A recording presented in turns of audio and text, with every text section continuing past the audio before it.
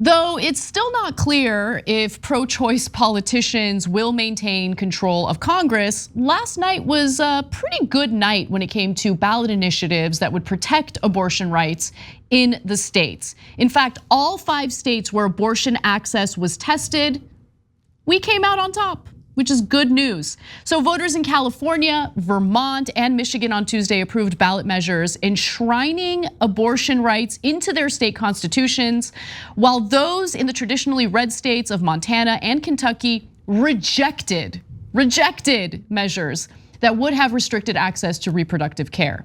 So let's go state by state and tell you what happened, starting with Vermont. More than 133,000 voters backed the ballot measure to enshrine abortion rights, making up about 72% of the votes counted so far, according to unofficial results from the Vermont Secretary of State's office. It's gonna pass, it's very clear. In Michigan, very similar outcome. In Michigan, Republicans had hoped to enact a 1931 law that would ban abortions in all cases except to save the life of a mother, which morphed into a legal challenge that worked its way up to the state's high court.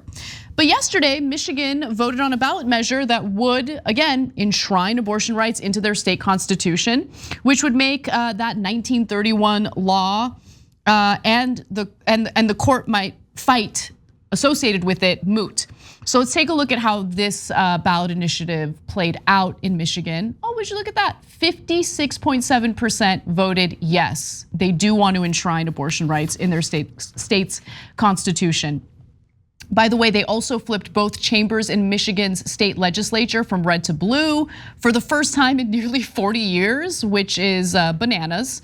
And it's another win for reproductive rights, of course. I'm gonna pause before I get to the rest of the states because I really want to hear from you ladies about just your thoughts on this. And Aishwarya, as a follow-up, I do want to hear what you think, because you weren't born in the United States. You were born in India. You lived in India for a long time and then immigrated to the United States. And I'm just curious to get your perspective on how America handles the issue of abortion. But first, let me go to Kate.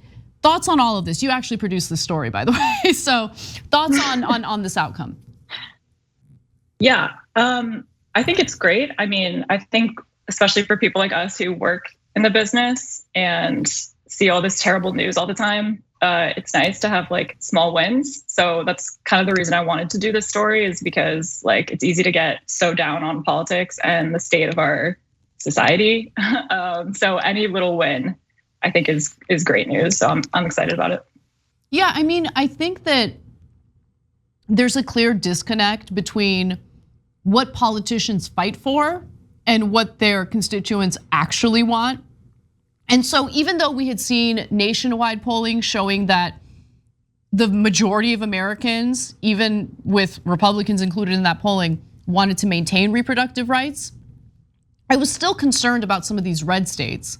But now we have heard from the voters in multiple red states about this issue, and clearly they want to protect reproductive rights, and that gives me a little bit of hope.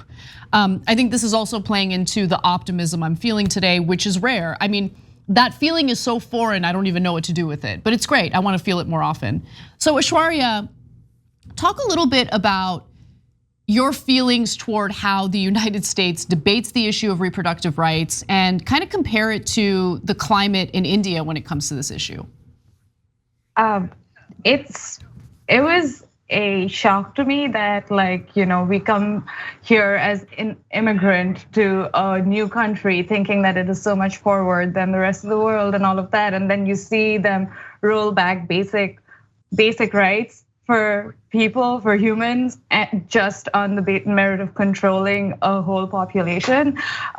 We do have abortion restrictions in India, like most of the world, but it's much less than the United States. And if you do need access to abortion, there are ways you can go ahead and get it, even given the political climate in India right now that is pretty terrible. But when Roe v. Wade got overturned, I remember I sent you that story, and honestly, it took me a while to even come to terms with the fact that something like that could happen. But it was an effort that had taken like years to kind of snowball into what it has become. Right. But it is encouraging to see that you just can't take away people's rights. Like people will speak up, and these ballot measures are just like proof of that. Like you can't take away personal choices from humans on the merit of politics. It just doesn't work like that. Exactly, and guess what? Even people in places like Kentucky have spoken out about this. So Kentucky tried to trick people with an insanely confusing ballot initiative.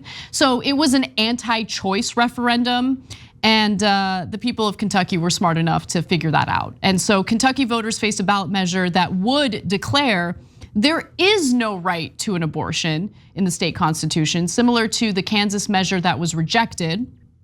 According to the New York Times tracker, excuse me, 52% of Kentucky voters rejected the move, while 47% supported it. And that's the other thing about ballot initiatives. They are tricky and they're intentionally confusing. And it's so frustrating because you think you're voting for something and it turns out you ended up casting your ballot for something that you didn't want. But in this case, luckily the voters in Kentucky were privy to what was going on. In Montana, there was a ridiculous measure called the Born Alive Infants Regulation that was rejected. Mostly because people know that abortion doesn't happen after a live birth. It's not a thing. The measure would enact a law making any infant born alive at any gestational age a legal person, a protection that already exists under a federal law passed 20 years ago. It would criminalize healthcare providers who do not make every effort to save the life of an infant born during an attempted abortion or after labor or C-section. Doctors say they are concerned that the law will limit palliative care for infants who are born but will not survive.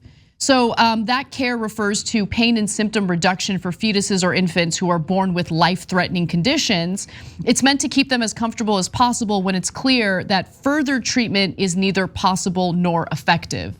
So Kate, I wanted you to jump in on this one because it goes along with the endless misconceptions we hear from the right wing on the abortion issue. They want to scare people into thinking that like the left wants to murder babies as soon as they're born. And obviously that doesn't happen. And there are laws in place pertaining to murder. That would be murder. But Republicans want to confuse people and lie to people to make them think, no, all these evil left-wingers want to kill babies, when that is not happening and that is not what the left wants. Yeah, I mean, this was already outlawed in Montana itself. Like, you have to give care to a newborn. Like, it's irrelevant. They just wanted something on the ballot that attracted these anti-choice voters, and they intentionally make it so confusing. Like, if you just read the name, or like the plain description, and it says like you have to care for a baby that's born alive. Like, yeah, obviously, like people wouldn't be against that unless they actually know the tricky like BS that's actually in the measure. And they want people to be tricked. They don't want people to know. And this is like, from what I've read about this measure, even abortion providers were like, this is literally gonna affect almost 0% of the abortions we provide, because almost no abortions are done past the point of viability. Right. So this is just an issue to make Democrats look bad. That's right, and viability is like around Cenk's, poor Cenk. He's gone. We could do the wide shot again.